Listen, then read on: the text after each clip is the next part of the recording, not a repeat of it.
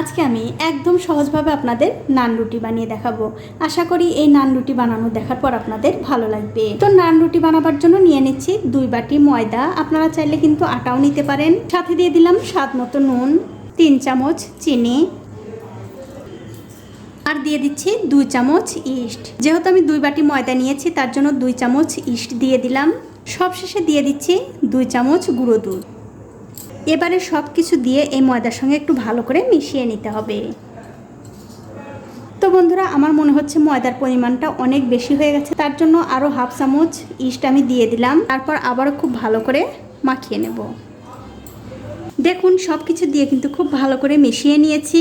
এখন আমি এর মধ্যে দিয়ে দিচ্ছি 3-4 চামচ সাদা তেল।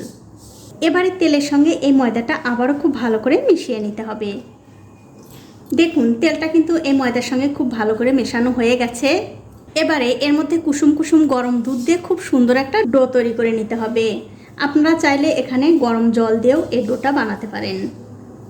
দেখুন অল্প অল্প করে দুধ দিয়ে খুব সুন্দর একটা ডো কিন্তু আমি তৈরি করে নিয়েছি। আর বন্ধুরা, এই ময়দাটা কিন্তু মাখাতে হবে একটুখানি নরম করে। দেখতেই পাচ্ছেন আমি কিন্তু অনেকটা নরম করে মাখিয়েছি। এই ময়দা মাখাটা কিন্তু হয়ে গেছে।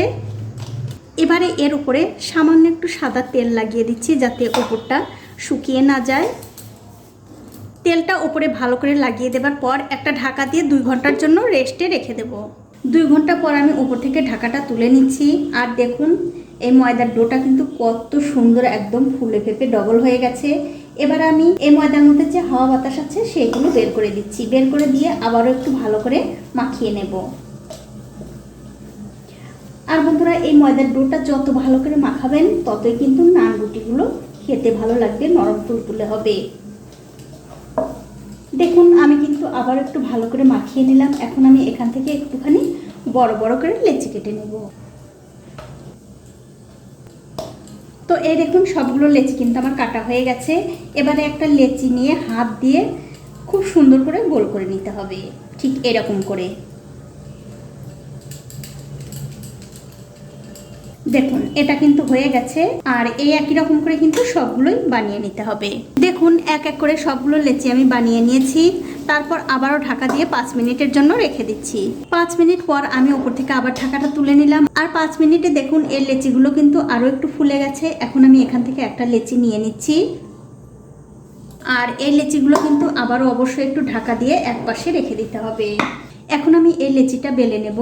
তবে বেলার সময় অবশ্যই হালকা করে একটু ময়দা ছড়িয়ে দিয়ে বেলবেন, তাহলে বেলতে কোনোই অসুবিধা হবে না। আমি হাত দিয়ে একটু আগে চ্যাপটা করে নিচ্ছি। তারপর খুবই হালকা হাতে এই লেচিটা বেলে নিতে হবে। আর বন্ধুরা, নান রুটি কিন্তু একটু মোটা মোটাই হয়। আপনারা চাইলে মোটাও করতে পারেন, পাতলাও করতে পারেন, কোনো অসুবিধা নেই। তো দেখুন এই রুটিটা কিন্তু আমার বেলা হয়ে গেছে, এটা আমি তুলে নিচ্ছি। আর এই একই রকম করে কিন্তু সবগুলো রুটি বেলে নিতে হবে। এখন দেখতে পাচ্ছেন একটা তাওয়া গরম করতে দিয়েছি। তাওয়াটা যখন ভালো করে গরম হয়ে যাবে তখন গ্যাসের ফ্লেমটা মিডিয়ামে রেখে একটা রুটি আমি দিয়ে দিচ্ছি। কিছুক্ষণ পর যখন দেখবেন নিচের দিকটা হালকা একটু হয়ে গেছে তখন অন্য দিকটা উল্টে দিতে হবে। আর উল্টে এই দিকটাও একটু ভালো করে সেঁকে নিতে হবে। তবে বন্ধুরা, এই নানগুলো ভাজার সময় অবশ্যই কিন্তু গ্যাসের ফ্লেমটা মিডিয়াম টু হাই থাকবে। লো আছে কিন্তু এই নানগুলো ভাজা যাবে না, তাহলে কিন্তু ফুলবে না। দেখুন এই দিকটাও কিন্তু আমি একটু ভালো করে সেঁকে নিলাম। তারপর উল্টে দিয়ে এই দিকটাও একটু সেঁকে নেব।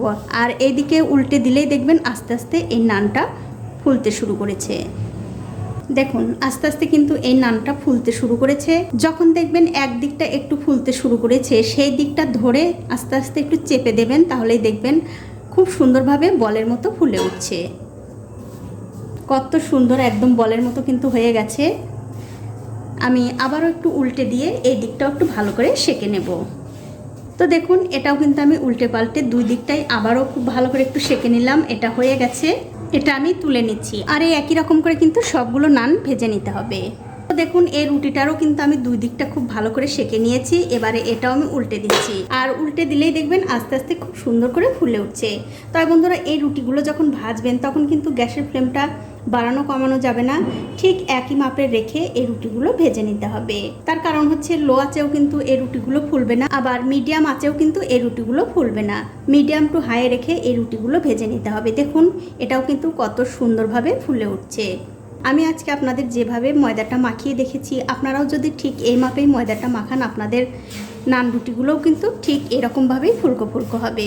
দেখুন এটা হয়ে গেছে, এটাও আমি তুলে নিচ্ছি। আর এই একই রকম করে কিন্তু সবগুলোই বানিয়ে নিতে হবে।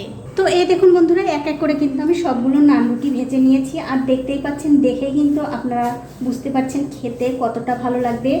আর একদম কিন্তু নরম তুলতুলে, বাড়ির বাচ্চা থেকে বড় সবাই কিন্তু ভীষণ পছন্দ করবে। এখন আপনাদের একটা ছিঁড়েও দেখাচ্ছি কতটা সুন্দর, দেখুন।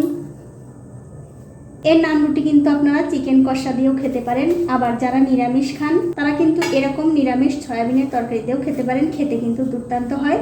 তো বন্ধুরা, আমার আজকের এই নান রুটির রেসিপিটা আপনাদের কেমন লেগেছে? যদি ভালো লেগেই থাকে অবশ্যই একটা লাইক, কমেন্ট আর শেয়ার করতে ভুলবেন না।